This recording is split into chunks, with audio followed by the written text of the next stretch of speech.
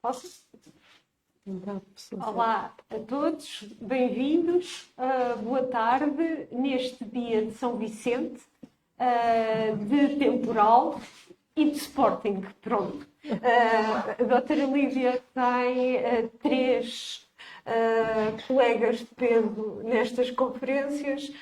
Muitas das pessoas que nos disseram que nos iam ver pelo Facebook, cumprimento-os também. Espero que gostem de mais estas conferências na comemoração dos 100 anos da doutora Irisalva Moita. Quando estávamos a preparar esta apresentação, uma colega minha que está doente e não pode cá estar hoje connosco, disse-me: olha, fala do senhor Urbano Rebelo. Eu não conheci o senhor Urbano Rebelo. Pelo que me disseram, era uma pessoa extraordinária e que trabalhou com a Irisalva, trabalhou contigo, trabalhou se calhar com a grande parte dos arqueólogos de Lisboa. Com os que trabalharam no Teatro Romano. Que trabalharam no Teatro Romano. Deixo uma nota, não o conheci, mas toda a gente me diz que foi uma pessoa extraordinária na sua capacidade de trabalho e de acompanhamento dos colegas. A Lídia, quando é coordenadora do Museu do Teatro Romano, e quando nós a desafiámos para isto, eu acho que foi a resposta mais rápida que nós tivemos para vir falar aqui ao Gabinete de Estudos Olício-Penenses. A Lídia é licenciada em História na variante de Arqueologia pela Universidade de Coimbra e tem um curso de especialização em Arquitetura e Urbanismo Romano.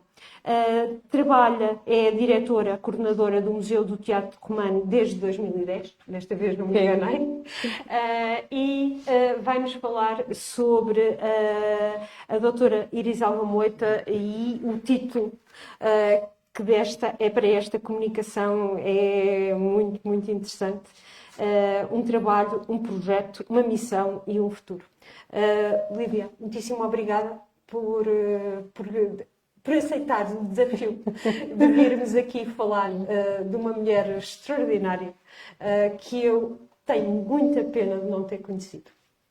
Muito obrigada pelo convite, muito obrigada por estarem aqui presentes e de facto é sempre um prazer enorme falar desta mulher fantástica. E é também um prazer, naturalmente, falar sobre o Teatro Romano, onde trabalho há tanto tempo.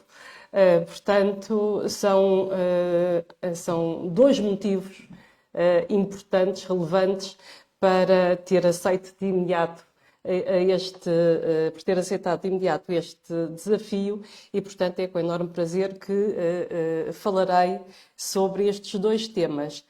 De facto, o Teatro Romano é um trabalho muito intenso e muito extenso. É um projeto e deveria ser um projeto ainda mais bem fundamentado do que aquilo que é até hoje. Foi uma missão de várias pessoas e é também o futuro, porque o Teatro Romano continua e continuará para além de todas as pessoas que vão escavando no Teatro Romano, e já são muitas, não é? Portanto, temos um rol enorme de pessoas que se foram debruçando sobre o Teatro Romano e, infelizmente, apesar do esforço desenvolvido por todas essas pessoas, para além do enorme tempo em que este esforço se decorreu e se foi implementando, não temos até aos nossos dias um projeto global que entenda o Teatro Romano como recurso turístico, naturalmente também, mas sobretudo patrimonial e arqueológico, que ganhe uma nova vida e, sobretudo, que dignifique as ruínas que, entretanto, estão a descoberto, e o próprio museu, que foi criado em 2001 para servir de apoio à explicação e à fundamentação interpretativa destas mesmas ruínas. Eu peço desculpa pela minha voz, tive uma grande constipação e às vezes falta-me a voz, peço desculpa, mas entrando finalmente neste tema, naturalmente que Arisalva Moita é uma figura incontornável da arqueologia portuguesa e a sua atuação, sobretudo no meio da sua carreira, foi dedicada sobretudo ou plasmou sobretudo na cidade de Lisboa. No entanto, não podemos esquecer que as primeiras atividades arqueológicas foram desenvolvidas sobre a cultura dolménica na região alentejana, na zona de Mora e de Pavia. Foi aí que ela realizou, com a sua colega Teresa Mantero, as primeiras escavações com resultados bastante valiosos, bastante curiosos, uma vez que não se baseou apenas nos estudos de Virgílio Correia, mas ultrapassou-os e conseguiu entender os resultados antigos e aqueles que ela identificou de novo com uma interpretação global, no sentido de apontar mais para uma ocupação neolítica, e realizou também outras escavações também sobre megalitismo na região da Beira Alta, concretamente em Viseu, na região de Viseu, mas depois, ainda um pouco mais para cima, realizou trabalhos também sobre a cultura castreja. O seu objetivo, quer para uma cultura, quer para outra, era de realizar um levantamento nacional sobre a cultura dolménica e a cultura castreja, projetos, intenções que, infelizmente, por diversas razões, não foram concluídas, embora tenha parcialmente apresentado os seus resultados em congressos internacionais e em revistas da especialidade. A sua atuação em Lisboa, em termos de arqueologia, foi inaugurada, digamos assim, na Praça da Figueira. Tinha havido uma primeira intervenção no Largo de Salvador com a recolha de 12 estelas medievais, mas tratou-se apenas de uma recolha de estelas, peço desculpa, não propriamente de uma escavação, uma vez que os trabalhos de engenharia estavam a ser já realizados ou quase terminados quando ela chegou ao local, mas de facto foi a intervenção de engenharia para a construção do metropolitano de Lisboa que representa a primeira intervenção urbana, de caráter urbano, na cidade, e que foi realizada por Arisalva Moita. Esta escavação e este acompanhamento arqueológico foi feito durante praticamente um ano. Foi um ano em que Arisalva se dedicou de corpo e alma a esta salvaguarda, a esta recolha de peças, e onde trabalhou como bombeira, digamos assim, durante todos os dias e praticamente todas as noites. Ela era chamada pelos trabalhadores das obras do Metropolitano, mesmo de madrugada, mesmo à noite, quando aparecia algo, e de facto os trabalhadores tinham essa função, porque a Arisalva lhes tinha dito, portanto eles estavam obrigados a telefonar-lhe, a avisá-la quando alguma coisa de relevância surgisse, e portanto muitas vezes ela saiu da sua casa na Avenida Elias Garcia para se deslocar à Praça da Figueira. Conseguiu pela primeira vez que a Câmara Municipal de Lisboa chegasse a um acordo com o Metropolitano para que os trabalhos parassem ou fossem acompanhados de uma forma mais direta e fossem faseados em termos da sua implantação, precisamente para permitir que Erisalva Moita acompanhasse os trabalhos, e houve mesmo uma paragem dos mesmos, e muito mais do que aquilo que eu irei dizer sobre as escavações da Praça da Figueira, que não é isso que nos traz aqui, mas dizer que foi totalmente pioneira em relação a aspectos muito concretos que, a partir dela e a partir desta intervenção em concreto, se tornaram quase que corriqueiros até aos dias de hoje e que continuam, felizmente, a ser implementados. Por um lado, Erisalva tentou contactar e tentou ter o apoio de várias entidades, como é o caso da antiga DGEM, da Direção-Geral de Monumentos Nacionais, fez fotografias aéreas das estruturas colocadas à vista, fez um filme sobre a intervenção arqueológica na Praça da Figueira. Em 1973 colocou várias vitrinas na estação metropolitana do Rossio, onde dava a conhecer alguns dos objetos que por ela tinham sido recolhidos, e por fim publicou em revistas municipais, em 1966 e 1967, os resultados deste acompanhamento arqueológico. Portanto, todas estas componentes é algo que atualmente nós, arqueólogos, continuamos a fazer, mas de facto foi uma espécie de pedra no charco com estas iniciativas feitas por Erisalva Moita. O facto de ser mulher, e ela própria, nos documentários sobre Lisboa do século XX, que foram levados a cabo por Sarmento Matos e por Pedro Biano Braga, ela afirma que o facto de ser mulher deu-lhe algumas contrariedades, muitas sabemos nós hoje, mas deu-lhe também algumas vantagens. De facto, era um bocadinho difícil ficar indiferente num mundo de homens, num mundo completamente cinzento e dominado pelo masculino. Era muito difícil ficar indiferente a uma mulher tão bela quanto ela era, e sobretudo com o ar que ela tinha, o ar decidido, assertivo e com um pensamento muito bem elaborado, muito bem articulado, quando expunha as suas ideias.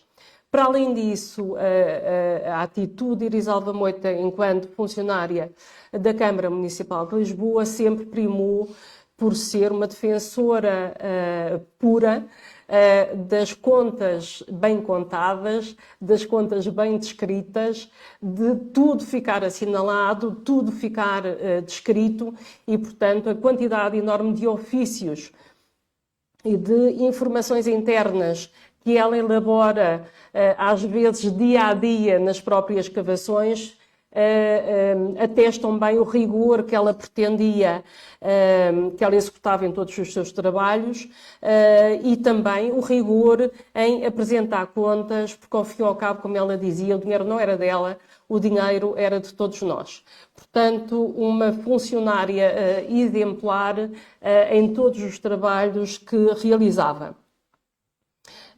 Como já vos disse, aqui algumas imagens da tal exposição em algumas vitrines, duas vitrines mais pequenas, mas uma maior, com fotografias, com achados, com plantas, e esta fotografia aérea realizada, mandada realizar por Erisalva, e o filme depois feito também em colaboração com a Videoteca Portuguesa, com a Videoteca da Câmara Municipal.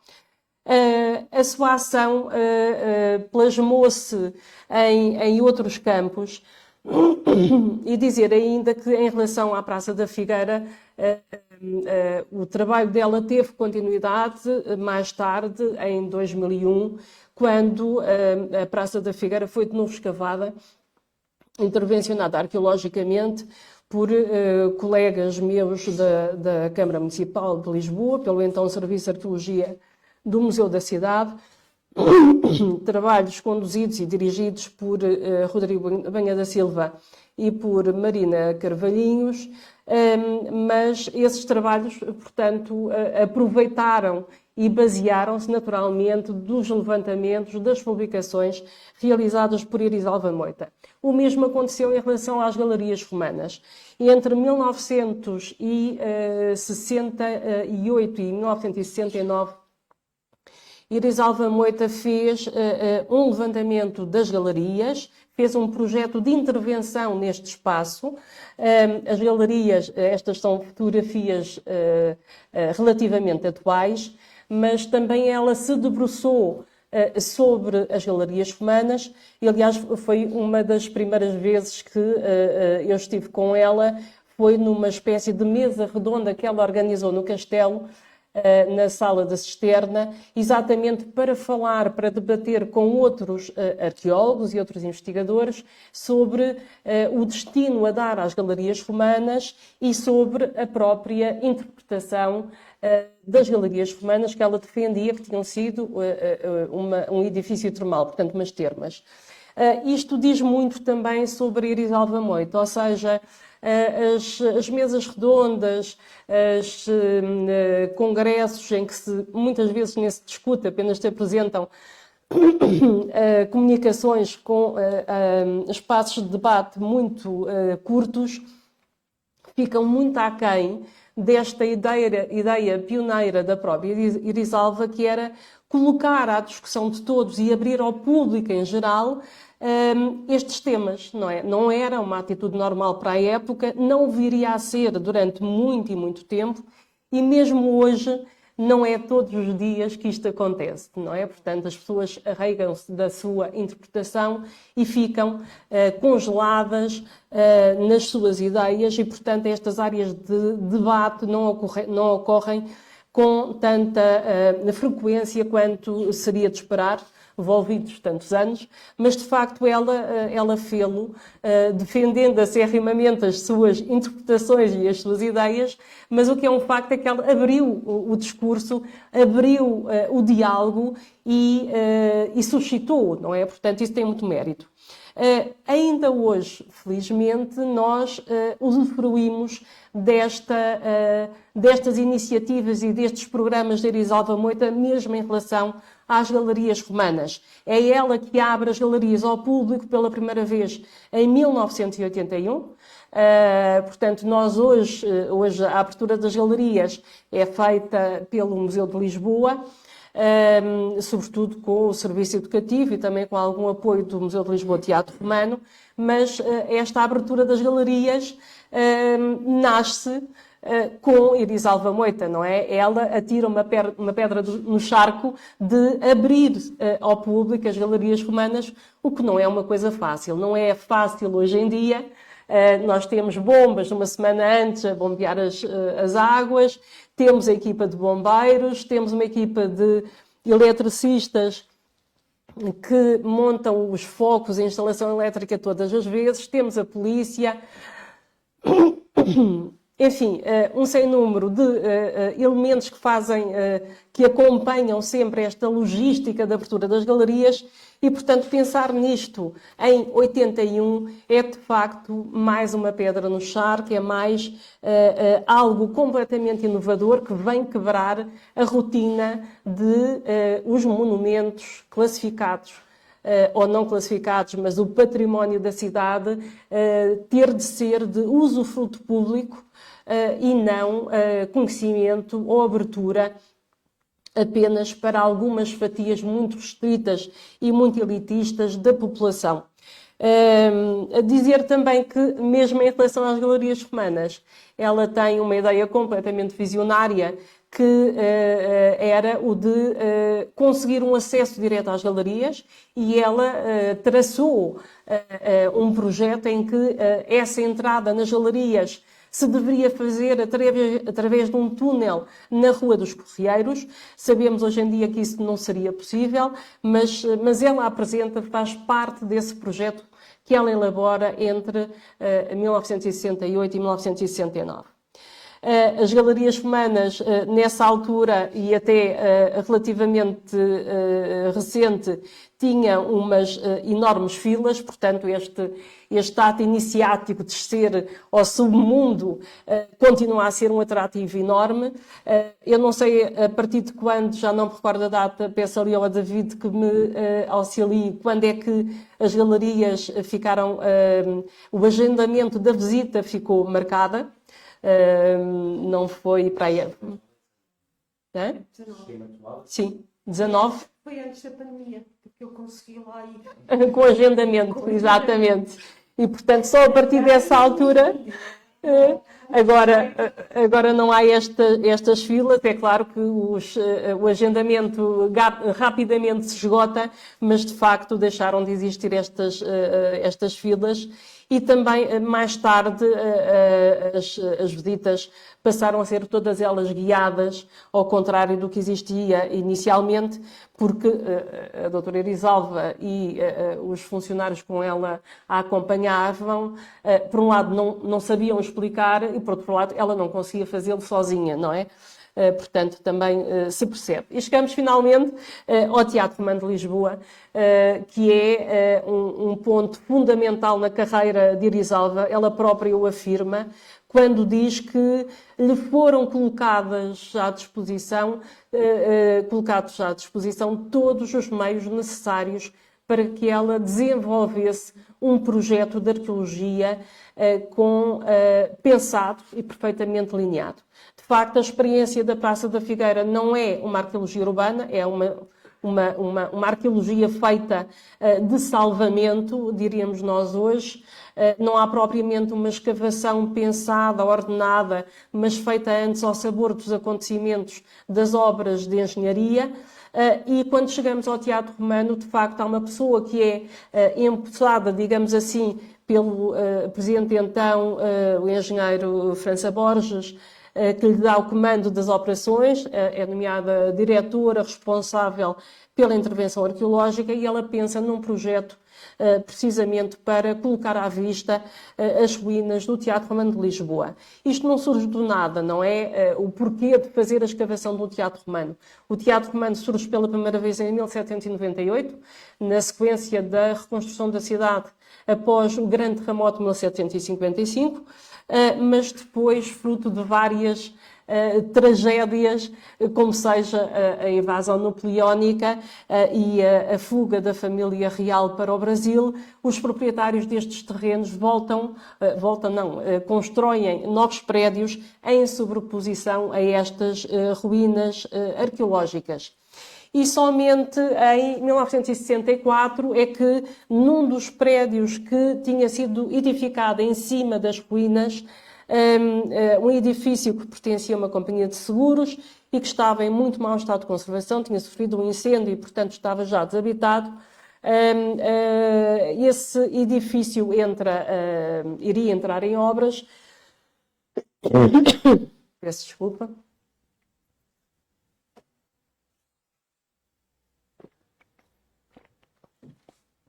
E então o presidente da Associação dos Arqueólogos Portugueses, Fernando Almeida, e também professor da Faculdade de Letras, passa no local, entra no resto do chão e vê que 3 colunas romanas, estão aqui representadas neste desenho feito por ele, estavam no interior daquele imóvel e como já existia alguma informação, sobretudo uma dissertação feita por Luís António de Azevedo, de 1815, que havia sido publicada pelo próprio por subscrição pública, portanto, e que corria no meio da época. Fernando de Almeida conhecia essa publicação e, portanto, facilmente entendeu que estas colunas deveriam pertencer precisamente ao Teatro Romano de Lisboa. E, portanto, em 1964, com o subsídio da Câmara, 500 escudos, faz uma primeira sondagem arqueológica, que era muito dinheiro para a época, faz uma sondagem arqueológica que coincide com a parte central do teatro e, portanto, confirma-se a presença destas ruínas romanas neste edifício que era particular. Irisalva Moita, naturalmente, que tem conhecimento disto, porque também era colega de Fernando de Almeida, também lecionava na Faculdade de Letras e, mais uma vez, com o seu grande poder de persuasão, consegue convencer o engenheiro França Borges, o Presidente da Câmara, a fazer alguma coisa que permitisse a salvaguarda das ruínas do Teatro Romano, que permitisse a continuação dos trabalhos de descoberta, que possibilitasse a criação de um projeto global de salvaguarda das ruínas, e é precisamente isso que acontece entre 1965 e 1971.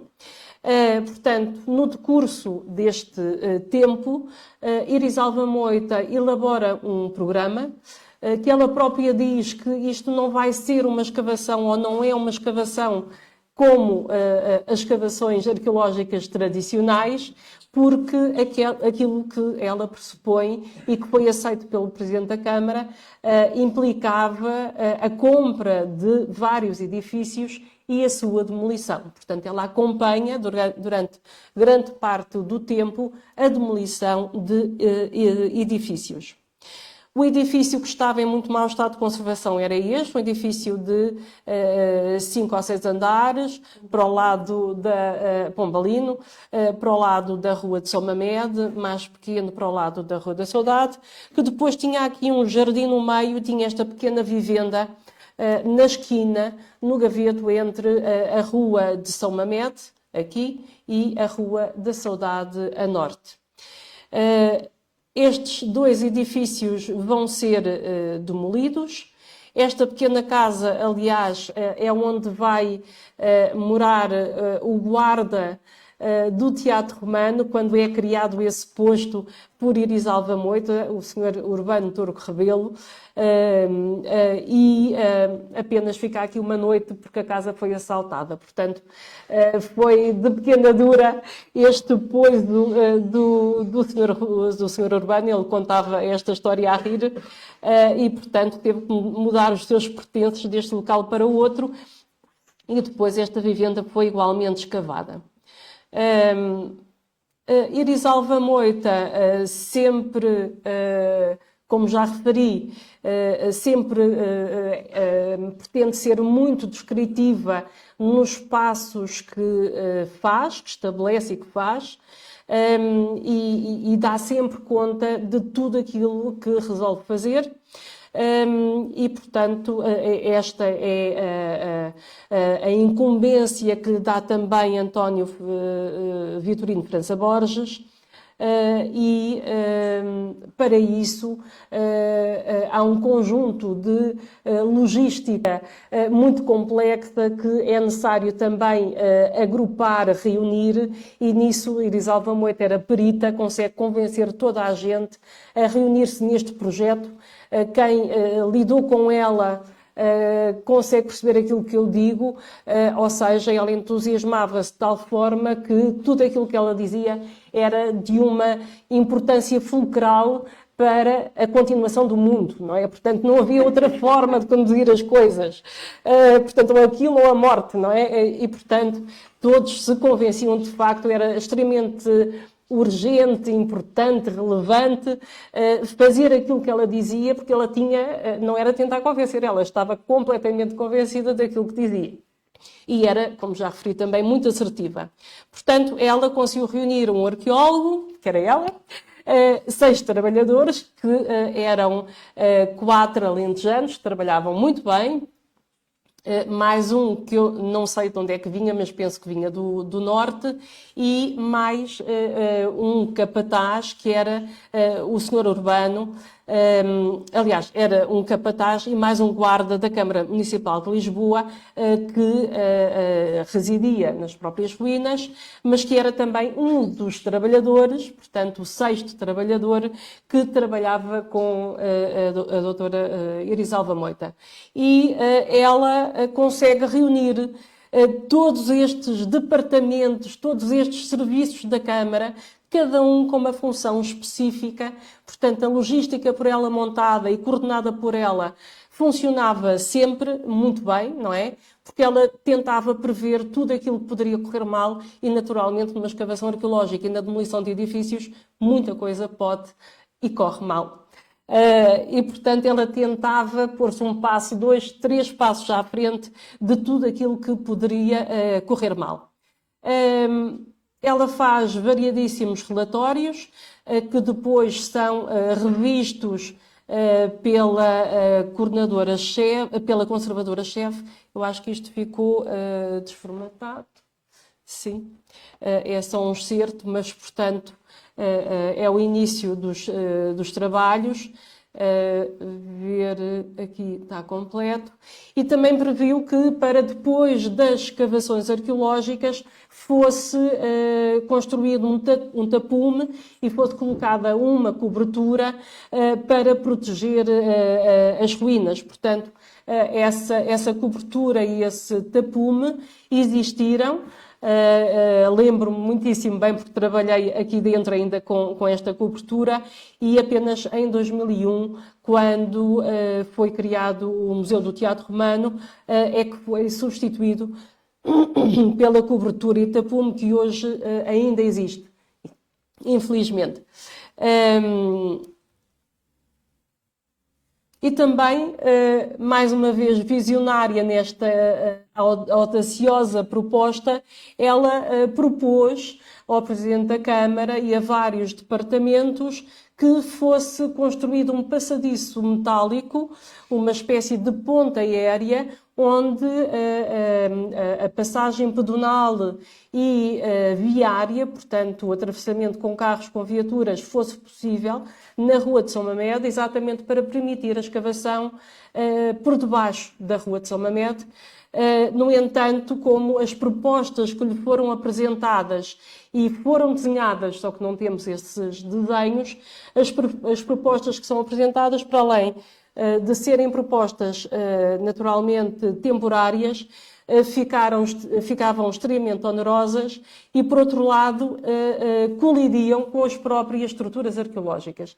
E, portanto, ela abriu mão desta ideia, mas continuou a escavação arqueológica e, como já referi, foram vários os edifícios demolidos, alguns maiores, outros mais pequenos, mas que decorreram ao longo de vários anos. Temos que pensar que um programa como este, um projeto de grande alcance como este, implicava a montante uma série de ações jurídicas, económicas, portanto a quantidade de expropriações que foram feitas foram muitas. O realojamento das famílias, das pessoas que habitavam nestes imóveis foi feito, teve que ser arranjado.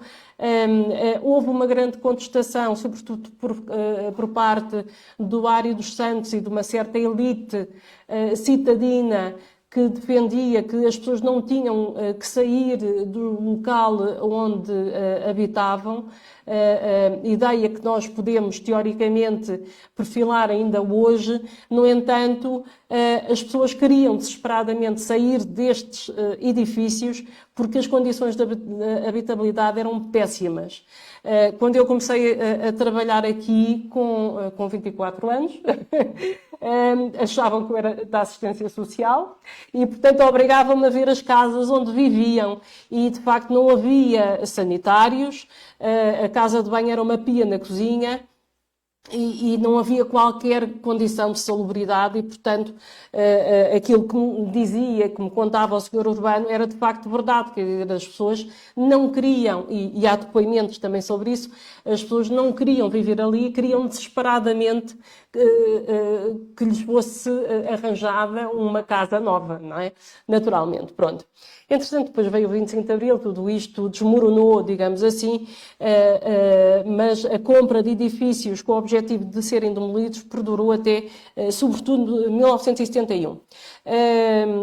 Portanto, demolição de edifícios onde, naturalmente, como Irisalva Moita referia, não era uma escavação normal, era recuperar, tirar elementos arquitetónicos que estavam embebidos na própria construção. E nestes dois edifícios, voltar aqui para trás, portanto, estes dois edifícios que foram demolidos, isto já é em pena de um outro que não foi demolido, mas que foi igualmente comprado pela Câmara. Portanto, foram comprados pela Câmara 7 edifícios e foram demolidos 4. Estes dois edifícios foram demolidos, não sofreram nesta altura escavação arqueológica, e essa escavação arqueológica, estas imagens são exatamente desses dois imóveis, ou desses dois lotes, apenas foi feita a respectiva escavação já na década de finais de 80 e inícios de 90, entre 1989 e 1993. Esta parte, estes dois lotes foram escavados em 89-90.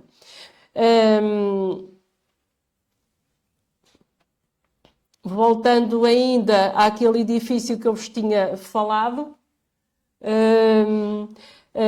portanto, a ação de Irisalva ficou mais uma vez para a posteridade e definiu aquilo que foi acontecendo ao longo de muitas décadas, e isso de tal forma que é verdade que este mesmo imóvel que foi comprado então, mas não demolido, em 2017 o resto do chão vagou, portanto um imóvel camarário, o resto do chão vagou e a equipa do Museu de Lisboa Teatro Romano pôde realizar a intervenção arqueológica neste local, tendo encontrado várias infraestruturas da parte superior das bancadas do teatro. Portanto, mais uma vez, se não tivesse sido este edifício comprado em 1960 e pouco, em 2017 nós não teríamos possibilidade de fazer esta intervenção e de, mais uma vez, recuperar uma parte relevante do teatro, uma vez que nos dá o seu limite norte, e esta intervenção arqueológica permitiu aumentar o diâmetro do teatro, que estava nos 67, 68 metros, e permitiu aumentar para 72 metros. Portanto, um edifício cênico bastante maior do que aquilo que se pensava inicialmente. Portanto, aqui o levantamento das estruturas arqueológicas, com os muros semicirculares, semiconcêntricos, que faziam o suporte das bancadas, a localização em relação aos restantes vestígios anteriormente já identificados, e aqui a projeção destas estruturas na planta geral do próprio Teatro Romano de Lisboa. Voltando à ação de Irisalva Moita na escavação do teatro, estes desenhos estão muito curiosos porque ela tenta desesperadamente perceber qual é a dimensão do teatro, porque desta dimensão total do teatro ela teria que decidir que edifícios seriam comprados e que edifícios seriam demolidos. Portanto, uma responsabilidade enorme, e, portanto, vê-se aqui algum desespero em tentar encontrar aqui alguma métrica que lhe desse mais certezas em relação à dimensão total do Teatro Romano de Lisboa, que ela nunca chegou a conhecer. Vários levantamentos arqueológicos. É claro que os elementos arquitetónicos que ela foi encontrando estavam naturalmente em deposição secundária, e sabemos hoje que a estratigrafia não está conservada, existem para aí cerca de 10 centímetros junto ao pavimento do teatro que está preservado, mas depois tudo o resto são camadas já da segunda metade do século XVIII e que podem ser relacionadas naturalmente com a reconstrução da cidade após o grande cataclismo de 1755. Vários desenhos. Esta uma proposta provisória para perceber qual era a dimensão do próprio teatro, e mais uma vez ela, Irisalva, pretendeu fixar em vídeo mais uma forma de preservar a memória da intervenção arqueológica neste local, um vídeo também, mais uma vez, feita pela Câmara Municipal de Lisboa, em que dá conta exatamente da escavação arqueológica. Várias fotografias de vários aspectos da escavação. Estes elementos arquitetónicos, vários fustos de coluna, bases de coluna, telhares, que aqui se vêem, estavam todos eles, foram encontrados assim, e estavam todos eles no alicerce do tal edifício que pertencia à Companhia de Seguros e que foi depois comprada pela Câmara Municipal de Lisboa, e onde havia sido feita a primeira sondagem arqueológica por Dom Fernando de Almeida.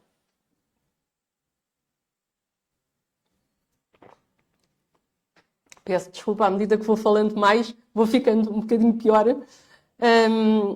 Mais imagens, estas, as duas colunas, não se vê aqui a terceira, aliás, está aqui por trás embebida, que haviam chamado a atenção de Dom Fernando de Almeida.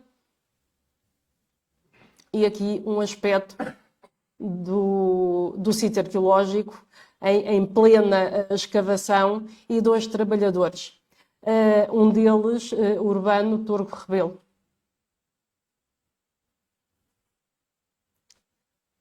Felizmente conseguimos ainda, quando Urbano Torgo Rebelo ficou reformado, ainda o serviço, o Museu da Cidade e também, sobretudo, o Serviço de Arqueologia do Museu da Cidade procurou fazer um jantar com o Sr. Urbano, à típica maneira portuguesa. Aqui uma fotografia só de homens, com o Rui, que é um dos filhos, e depois uma fotografia só de mulheres, com a Graça, por acaso a Graça acho que não está aqui, que é a filha, e aqui o Sr. Urbano. O Sr. Urbano acompanhou-me igualmente na escavação arqueológica que depois começou em 2001, ainda antes antes da criação do Museu do Teatro Romano, mas nas escavações que depois levaram à criação também do museu e da sua área arqueológica. Era um trabalhador incansável completamente, portanto, ele está aqui com camisa azul clara e calças vincadas a escavar, porque ele já estava nessa altura incumbido de proteger o museu e das ruínas, de acompanhar algumas pessoas, portanto, funcionário do museu, mas que quando não havia visitantes, ele fugia imediatamente para a escavação e ficava sempre a ajudar-me.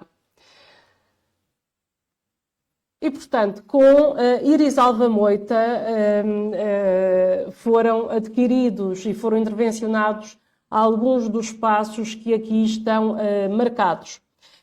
Não fora esta enorme intervenção de Iris Alva Moita que depois a sua vida tomou outros rumos, não é? Quando é criado, quando é inaugurado o Museu da Cidade em 1979 no Campo Grande, portanto a vida dela altera-se e as prioridades também se alteram, e portanto ela cumpriu esta sua função no Teatro Romano, este projeto do Teatro Romano.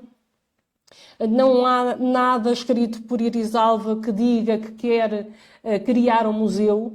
No entanto, é nítido em todas as suas publicações, onde dá conta das escavações arqueológicas, dos materiais que são identificados, recolhidos, marcados, inventariados, naturalmente e com a sua grande preocupação de tornar público aquilo que ela traz à vista, traz a descoberto.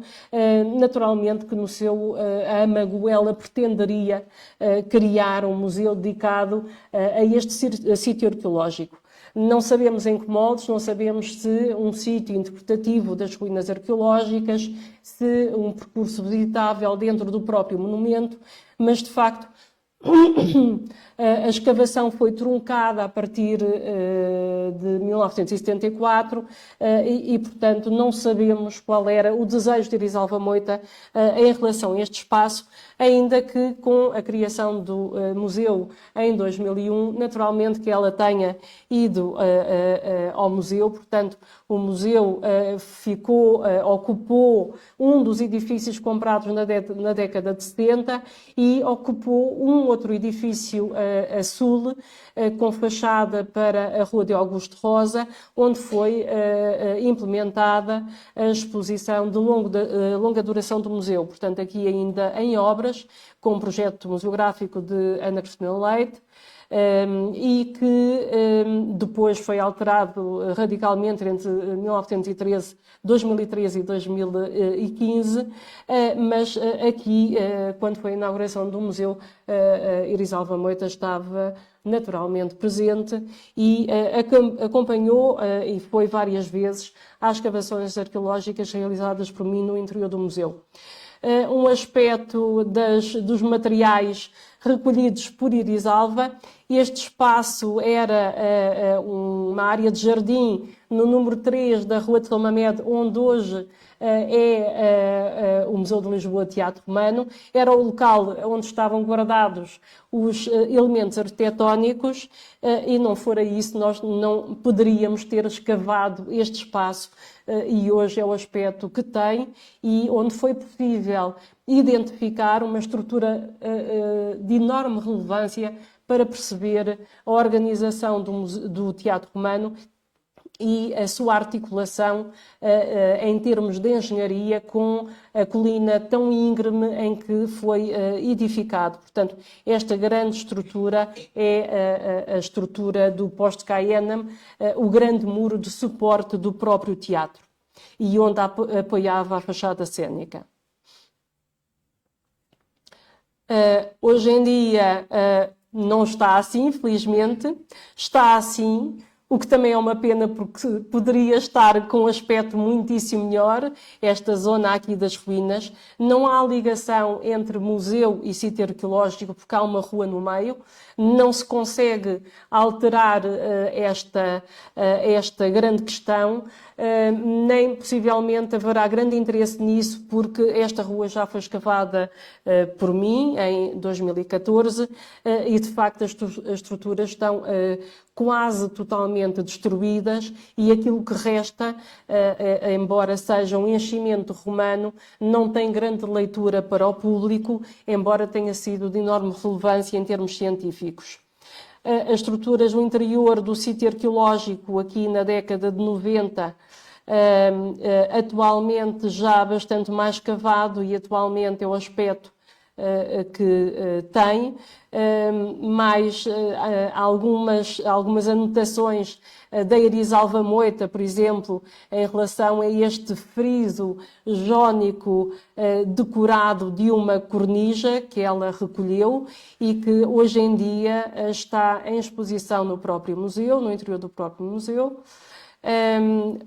Uma inscrição romana que ela também recolheu e que hoje também está exposta no próprio museu, várias lucernas de época romana igualmente expostas no Museu de Lisboa Teatro Romano e em 1967 Erisalva Moita consegue ainda que as ruínas do Teatro Romano sejam classificadas como imóvel de interesse público e é criada uma ZEP, uma Zona Especial de Proteção, em seu redor.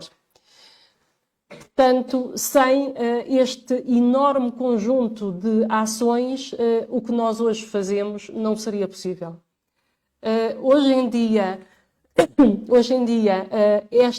o que está marcado a cinzento é o que já foi intervencionado e juntamos aqui as intervenções arqueológicas feitas pela doutora Erisalva Moita, mas também pelo Museu de Lisboa Teatro Romano. Temos aqui um caso muito curioso que eu gostaria ainda de partilhar convosco. Irisalva Moita acompanhou obras de adaptação à loja do número 4 da Rua da Saudade, que é aquele pontinho amarelo que vocês veem aqui, fora da área do Teatro Romano. E graças a esse trabalho nós conseguimos perceber aquilo que encontramos quando em 2019 e 2020 intervencionámos neste retângulozinho vermelho. Em 2004, em 1985, Irisalva Moita acompanhou aquelas obras na Rua da Saudade número 4, tornou-se até amiga da dona da loja, que queria adaptar este espaço a uma galeria de arte, e acompanhou os trabalhos, publicou-os mais tarde, em 87, e encontrou estruturas arqueológicas que conseguiu convencer, como era seu apanágio, conseguiu convencer a proprietária a manter estes vestígios integrados na própria loja, digamos que musealizados, e são estruturas de facto de veras importantes porque nos dão o limite de uma estrutura que, quando visitamos diversas vezes este espaço, não conseguimos perceber que estrutura é que era, embora tivéssemos algumas ideias. E, igualmente, no interior deste espaço, ela reconheceu uma inscrição romana que nós hoje conseguimos a descrevê-la a uma parte concreta do Teatro Romano, que é a parte superior, o lintel superior do Aditus Maximus, de um Aditus Maximus. Os Aditi Maximi são as entradas principais do teatro, há apenas duas. No Teatro Romano, uma localizada a nascente e outra a poente, e, portanto, Irisalva Moita registou e publicou este elemento, não o removeu do sítio porque tem um caráter estrutural e foi, digamos assim, uma moeda de troca para a proprietária da casa deixar à vista as estruturas arqueológicas. E nós hoje propomos esta reconstituição e recolocação, digamos assim. Por acaso já fizemos um molde e esse molde encontra-se em exposição no museu, no interior do museu, mas fizemos esta reconstituição do local onde aquele lintel deveria onde deveria estar localizado no interior do teatro. Aí que refere Caius Eius Primus, foi um liberto que dedicou à cidade de Lisboa e a Nero a reconstrução da parte central do teatro em termos decorativos, e isto ocorreu no ano 57 d.C. e, portanto, está aqui esta inscrição de um Evergeta de proselitismo, uma ação de proselitismo feita nesse ano. E quando nós escavámos em 2019, 2020, o edifício ao lado, o número 6 da Rua da Saudade, o que nós encontramos, isto é o interior do edifício, e uma fotografia da parte da planta, o que nós encontramos foi o negativo de um pavimento romano, de um pavimento do século I, finais do século I. Não encontramos propriamente o pavimento, mas encontramos os negativos das placas pétreas que revestiam este pavimento de argamassa. Portanto, isto é um negativo dessas grandes placas que revestiam o pavimento. É um tipo de pavimento a que se dá a designação de opus sectile, e pequeninas pedras foram utilizadas para nivelar rigorosamente o pavimento e para que se tornasse mais fácil a colocação das pedras, das lajes cortadas em cima. Aqui é bastante visível estas pequeninas pedras, a que se dá a designação de crusté, mas de facto este achado foi muito importante, por um lado porque isto apareceu a 50 cm de profundidade. no local que ia ser transformado em garagem. Por outro lado, isto permitiu-nos reconstituir o desenho e identificar as pedras que tinham sido ali utilizadas. De facto, as pedras, depois do seu estudo químico, mineralógico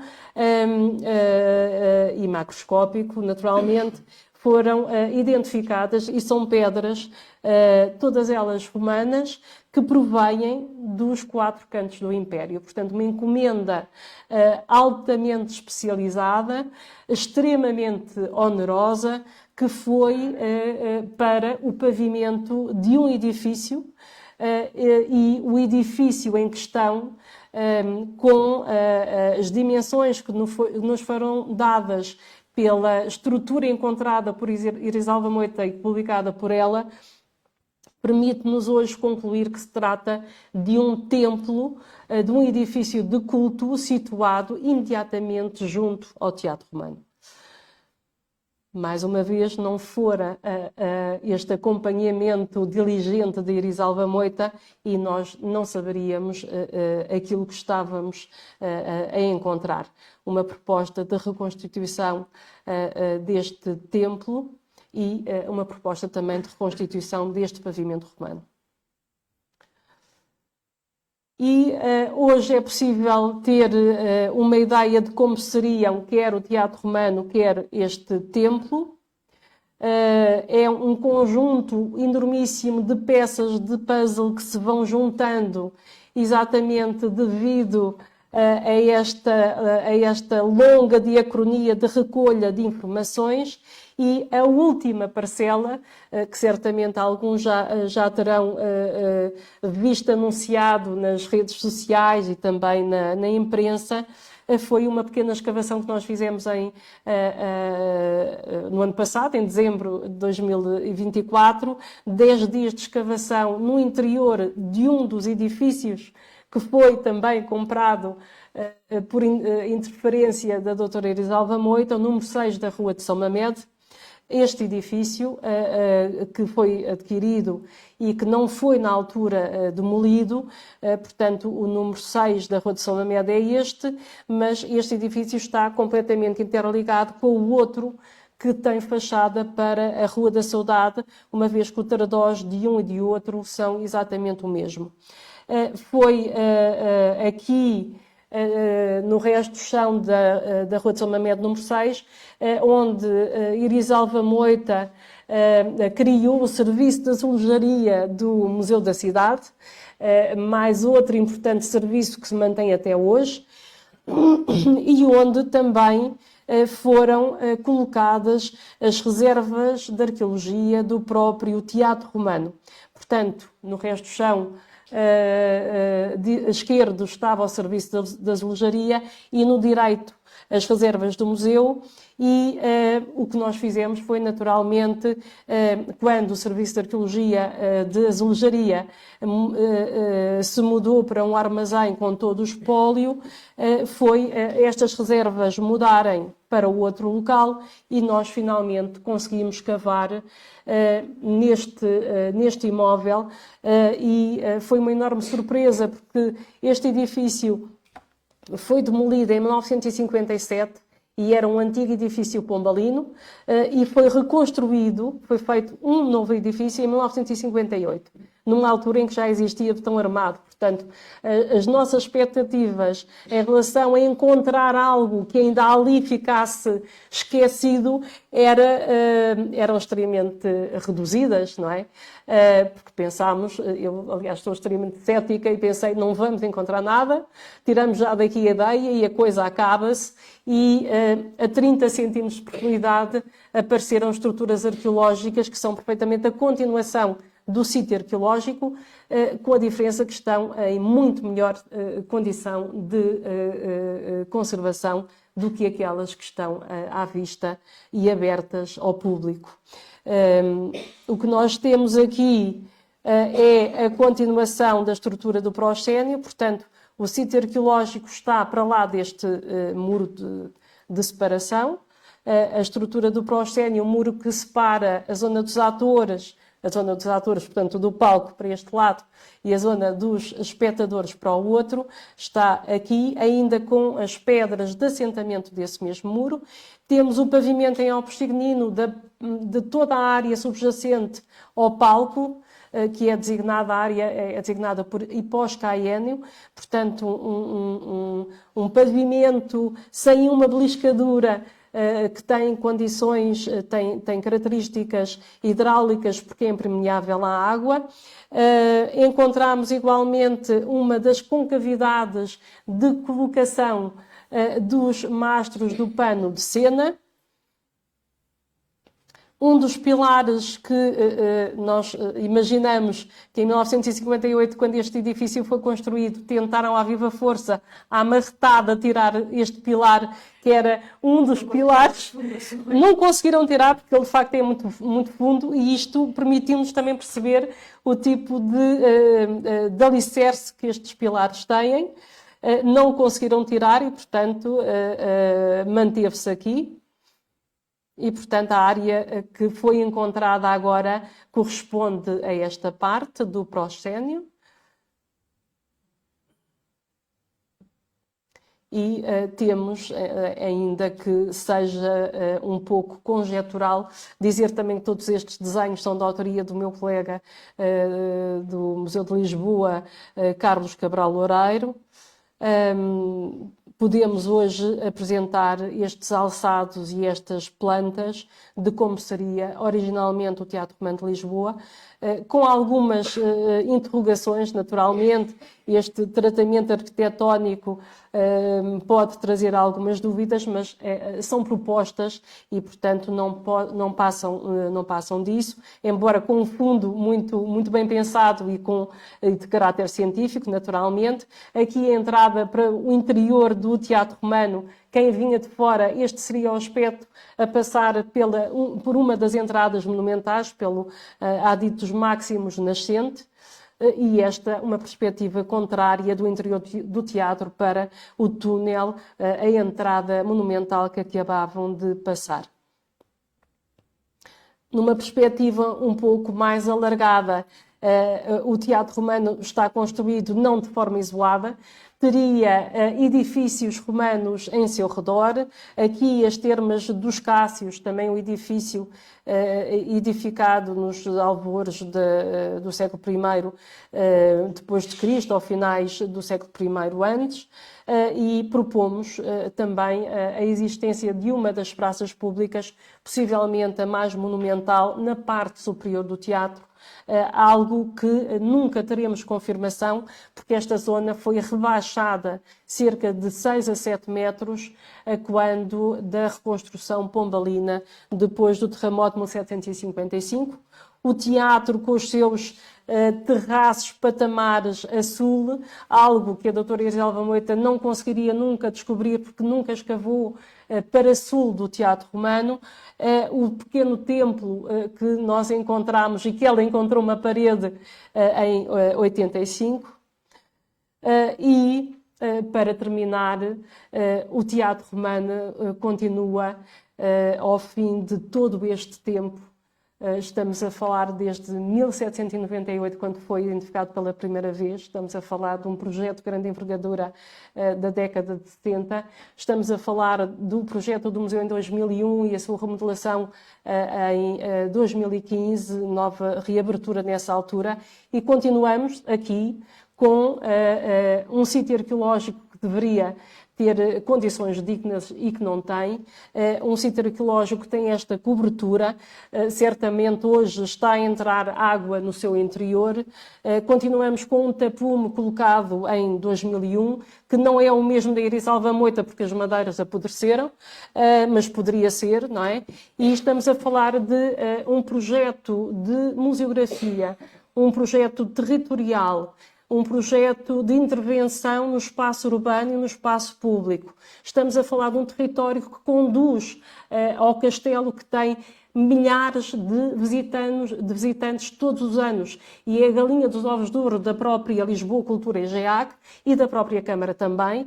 E como é que os políticos, como é que as entidades competentes que têm por dever, direito e dever de intervencionar como deve ser um espaço destes, não o fazem. Portanto, vamos continuar a apresentar imagens destas que enchem um pouco o olho, mas que de facto dão um travo muito amargo quando se pretende construir algo que fique para o futuro. E deixo-vos com uma imagem maravilhosa do Teatro Romano. Muito obrigada.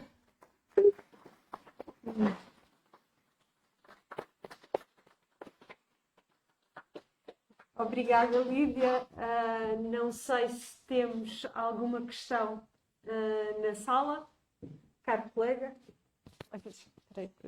Está aqui mesmo. Obrigado.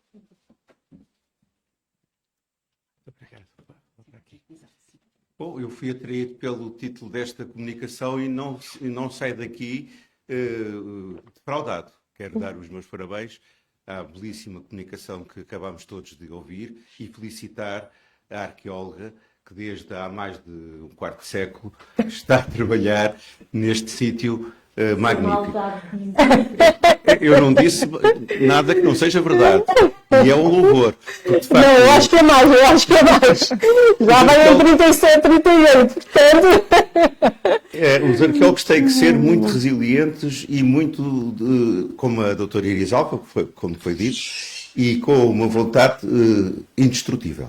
E, de facto, essa é uma característica que faz com que os projetos possam demorar muito tempo a afirmar-se, mas onde se afirmar. E estão-se a afirmar. E é o caso do Teatro Romano, que, certamente, com mais ou menos dificuldades, há de chegar o dia em que é finalmente reconhecido pelas entidades públicas, e neste caso pelo poder autárquico, cuja obrigação seria a de meu ponto de vista, já lhe ter dado mais atenção, como aliás decorre daquilo que hoje aqui ouvimos.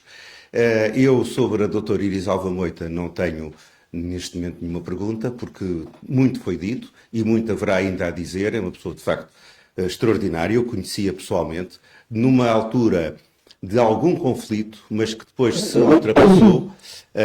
Acabámos por ter uma ótima relação e mesmo já no final da sua vida era muito evidente o gosto e o amor que ela tinha à investigação arqueológica. Portanto, isso é um facto indiscutível.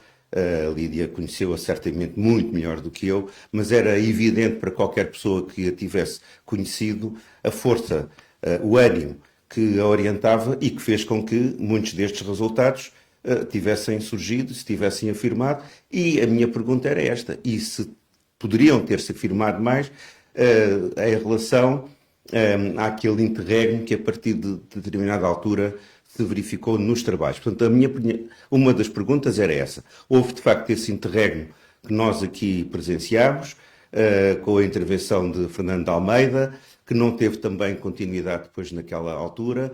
A minha pergunta é saber se há alguma informação quanto a essa situação. Portanto, porque é que ele não deu a devida continuidade na altura aos trabalhos? A segunda questão, um bocadinho mais técnica, é sobre a estratigrafia. Eu vi aqui as fotografias que nos mostrou sobre a escavação acabada de fazer em dezembro do ano passado e, pelo que percebi, havia dois pisos diferenciados, ambos romanos. O piso de argamassa, que me disse que era, de facto, o piso hidráulico, não é? Impermeável, com aquela depressão de, aparentemente, escoamento, não é? Teria sido eventualmente para esse fim, e havia depois um piso mais alto, lajeado. Portanto, há de facto aqui, apesar de tudo, alguma estratigrafia, que de facto de início não se evidenciou e que agora, felizmente, se sabe existir. E a minha pergunta é justamente essa: para além desta evidência estratigráfica de duas faces construtivas, o que é que isto se representa em termos de cronologia? É possível, com os escassíssimos vestígios arquitetónicos que nós temos, identificar diversas fases construtivas naquilo que nos sobrou presenciar. E fico com estas duas perguntas e felicito mais uma vez este extraordinário trabalho que tem sido desenvolvido pela doutora Lídia Fernandes e, claro, e pelos seus colaboradores também. Muito obrigado. Muito obrigada. Portanto, em relação à primeira questão, eu acredito que Dom Fernando de Almeida, sendo professor da Faculdade de Letras, foi colega de Erisalva Moita, ou Erisalva Moita foi colega dele, e Erisalva Moita, na década de 50, portanto em 54, ela já estava a trabalhar nos museus municipais e em 57 enquanto conservadora interina e depois em 57, 58 retoma esse trabalho. Portanto, eu penso que como ela já estava na Câmara, o trabalho, portanto, essa primeira sondagem arqueológica feita por Fernando de Almeida, ele não lhe deu continuidade porque teria que ser a Câmara Municipal a realizar um projeto muito mais amplo e, portanto, como Erisalva Moita estava como conservadora interina dos museus e monumentos, monumentos e palácios, portanto, ela ficou com essa incumbência e, portanto, foi nomeada ela e não Fernando de Almeida como diretor, coordenador dos trabalhos do Teatro Romano. Em relação à intervenção arqueológica feita... Sim. Sim. É porque a minha pergunta, a primeira, era mais em relação à continuidade, mas nos anos 70. 70. Houve disse... ali uma lacuna, não é? Da intervenção. Fernando Almeida teve aquela intervenção nos anos 60, foi nessa altura que se conseguiu a aquisição dos imóveis pela Câmara, Sim. Mas depois... Continua até 71, não é? Exatamente. Portanto, a compra de imóveis continua até 71, 1971. Depois, Erisalva Moita teve... Pois, a minha pergunta é o depois. Porque é que não houve continuidade a seguir nos anos 70? Pronto, entre 71 e 74, Erisalva fez outros trabalhos, portanto, também já estava naturalmente na Câmara e já estava com a incumbência de criar o programa para o próprio Museu da Cidade. Portanto, ela enveredou para uma área de museografia que lhe interessava mais naquela altura, porque as escavações arqueológicas chegaram um pouco a um impasse porque haveria necessidade de demolir mais edifícios, não é? Portanto, fazia expropriações e isto era um mundo enorme, não é? Portanto, ela deparou-se com esse problema. França Borges também sai da Câmara e, portanto, ela tinha ali o grande apoio e depois do 25 de Abril estava fora de questão que houvessem mais expropriações de imóveis e demolições dos mesmos, não é? Há mesmo vários jornais que dizem que as escavações arqueológicas são contra o espírito revolucionário. Portanto, há um entendimento que aquilo não é democrático, não é para continuar a ser feito, as expropriações não devem ser feitas e, de facto, se não fosse nos anos 60 só um regime ditatorial é que dizia compre-se, expropria-se, realoje-se e cumpra-se tudo isto, não é? Portanto, sem haver abaixos assinados, e houve abaixos assinados, portanto, sem haver um problema de maior. Portanto, as condições alteraram-se, foi basicamente isso. Em relação à escavação feita em dezembro de 2024, não há dois pavimentos. Há um pavimento de cerâmica moída, portanto, pavimento tradicionalmente designado próprio signino, e aquilo que parece ser um pavimento com pedras, como as lajes muito lisas, isso não é um pavimento, isso são lajes em pedra de Liós, que são o assentamento do muro do proscénio. Portanto, as pedras da estrutura do proscénio que é uma estrutura que se articulava na sua face frontal com aqueles semicírculos, aquelas hexedras, nichos em semicírculo e retangulares, que eu projetei aqui algumas imagens de reconstituição. Portanto, isso tinha que assentar em cima de uma base plana. No sítio arqueológico musealizado, que está à vista, essas pedras já não se conservam. Portanto, nós não sabíamos como é que era feito a base de assentamento dessas pedras. Aquilo que está conservado é apenas a alvenaria anterior, não é? Aquilo que nós encontramos aqui foi exatamente estas pedras. Não temos estratigrafia. O alicerce do edifício está a 30 centímetros de profundidade. Portanto, a estratigrafia é de 1958. Há umas camadas romanas que estão em deposição secundária, que têm, sobretudo, 99% têm materiais de construção. Portanto, têm láteres, fragmentos de tégula, pouquíssima cerâmica comum. Portanto, são camadas que não são passíveis de dar cronologia. E encontramos num enchimento onde falta uma destas pedras de assentamento da estrutura do proscénio, encontramos uma camada muito espessa de deposição secundária com materiais da Idade do Ferro, da Segunda Idade do Ferro, século IV, III a.C. Portanto, esta é a estratigrafia que temos, não temos mais estratigrafia. No entanto, a datação do teatro romano está bastante bem calibrada, porque na escavação a sul da estrutura do proscénio, portanto, uma escavação que foi conduzida por mim entre 2001 e 2011, em 6 ou 7 campanhas arqueológicas, aquilo que eu identifiquei foram sempre camadas de deposição secundária, mas junto ao embasamento da estrutura do post-Kahneman, do muro que suporta a fachada cénica do teatro, ou a fachada cénica. Portanto, na sua base há camadas originais que têm cronologia calibrada por material anfórico e por cerâmica terra sigilata, que já está estudada e publicada já há muito tempo, e a cronologia que dá é entre 50 AC até 14 DC. Portanto, temos até 10 DC. Portanto, temos aqui uma margem, portanto, não que o teatro seja de 70 DC, AC, mas, de facto, temos aqui uma fatia temporal relativamente pequena e já está também publicado a informação relativa ao cronograma de construção do próprio teatro. Um teatro desta dimensão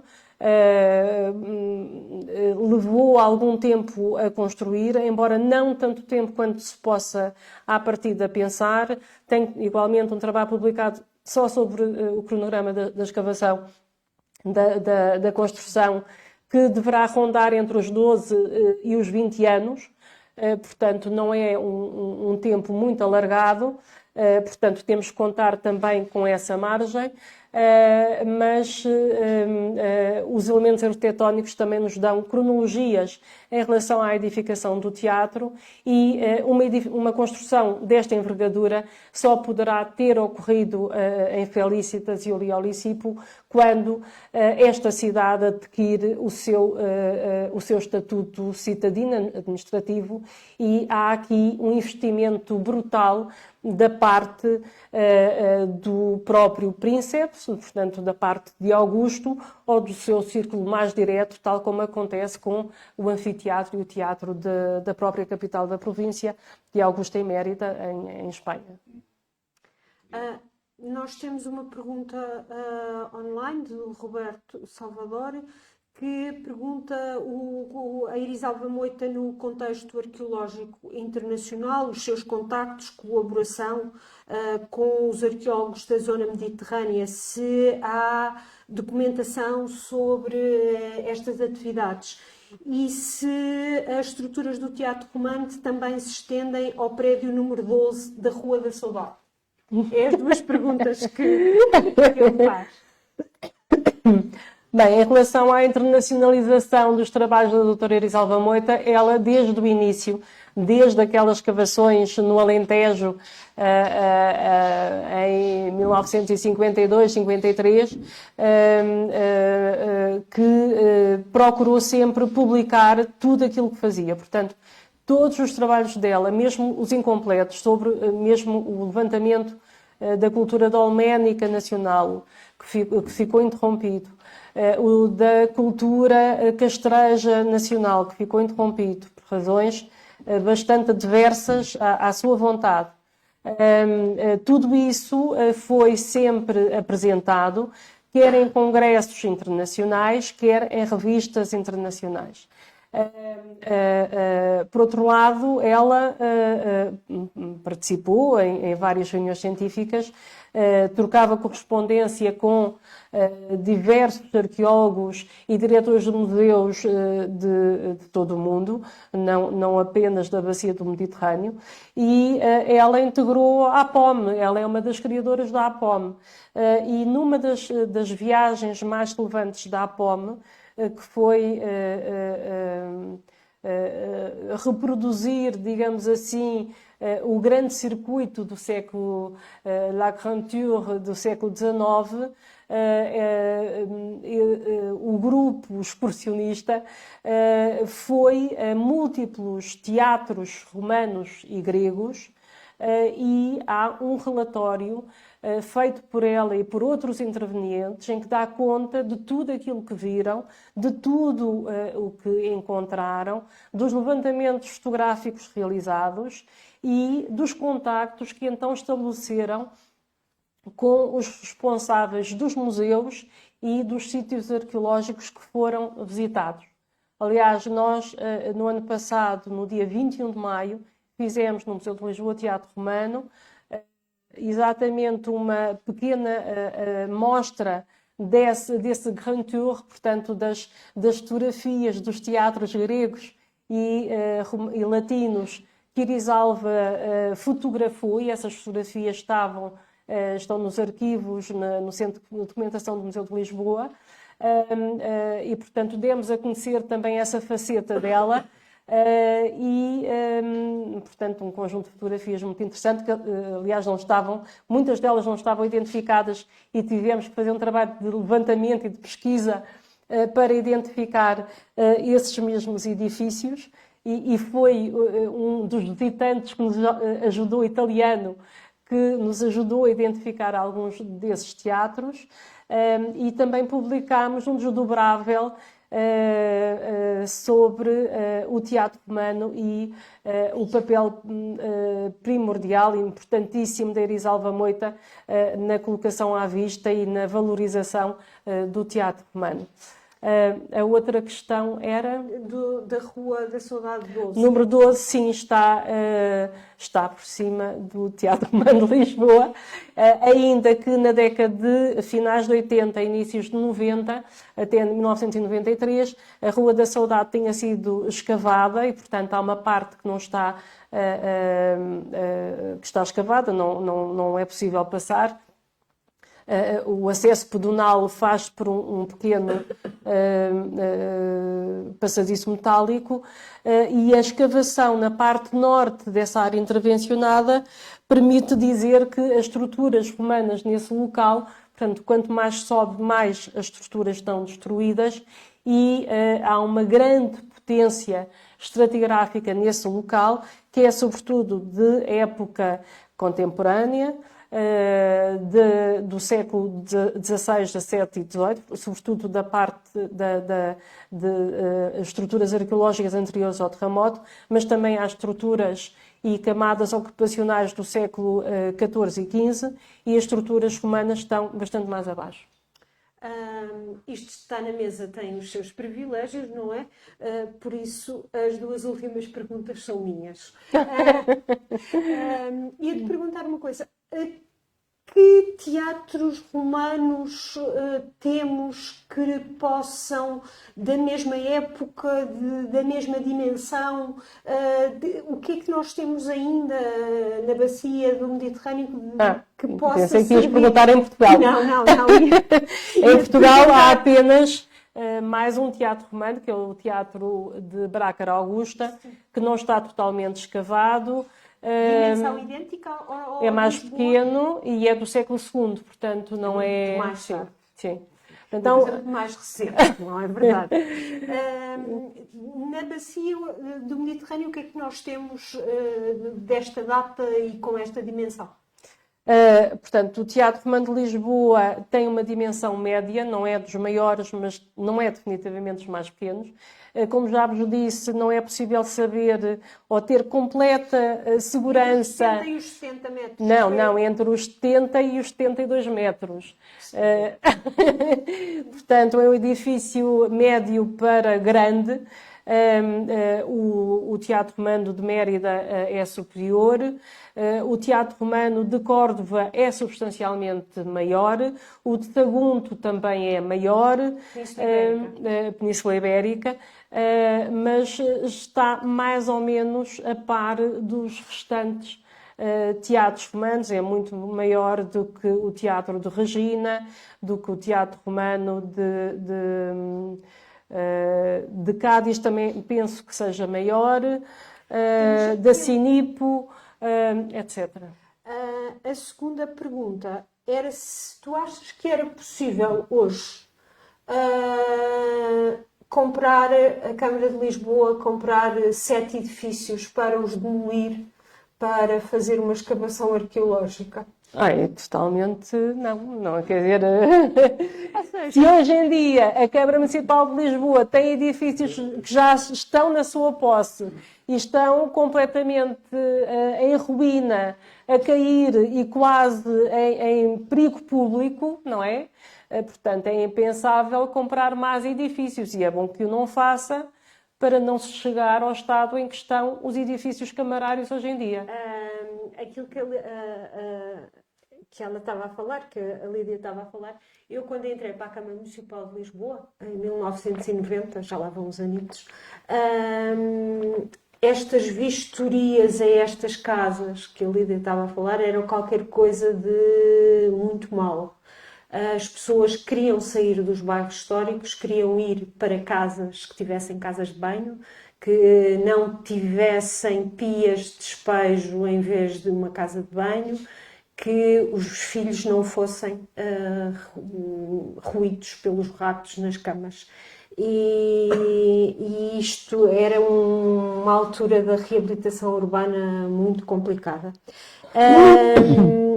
Eu, se não tenho mais perguntas, fecho por aqui. Queria agradecer à Joana Sousa Monteiro, que nos está a ver pela internet. Joana, boa viagem amanhã. Ao David, que nos acompanha. É sempre um privilégio e um prazer ter esta parceria com o Museu de Lisboa e deixar um desafio para o próximo dia 26 de fevereiro, aqui, à mesma hora, temos o José Meco, um amigo da Irisalva e um dos grandes senhores da história desta cidade e deste país, que nos veio falar da experiência que ele teve com ela, de trabalho e de tudo aquilo que eles juntos fizeram. Muitíssimo obrigada. Queria só dizer... Peço desculpa, mas estão aqui pessoas que são familiares da Irisalva Moita, que eu naturalmente conheço uma faceta muito específica da Irisalva Moita, não é? Mas estão aqui muito familiares e congratulo-me imenso em relação a isso, quando foi também o Museu de Lisboa Teatro Romano que organizou um colóquio em memória da Irisalva Moita, um colóquio que foi organizado por nós e também pela Sociedade de Geografia de Lisboa. Portanto, um dia foi no Arquivo Municipal e outro dia foi na Sociedade de Geografia, e depois, num outro dia, houve uma visita ao Teatro Romano e foi lançado também o mapa As Lisboas de Irisalva, porque Irisalva tinha muitas Lisboas e tinha muitas facetas. Era olicipógrafa, era museógrafa, era museóloga, era historiadora, e era também um bocadinho dandy.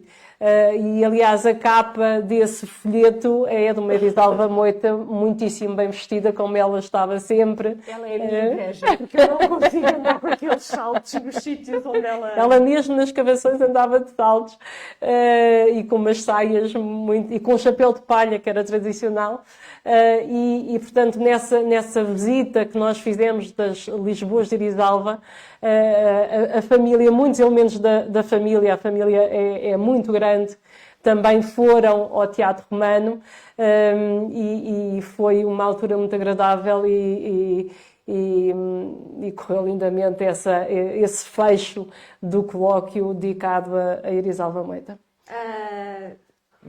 Deixo-vos um convite até dia 7 de fevereiro.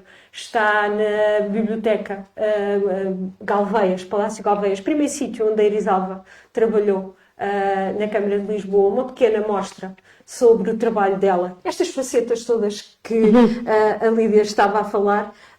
E convido-vos agora para beber um porto e comer umas bolachinhas, porque a hora já é tarde e antes de voltarem para casa temos todo o prazer em que nos acompanhem num Porto de Honra. Muitíssimo obrigada a todos. Obrigada, Lídia. Obrigada.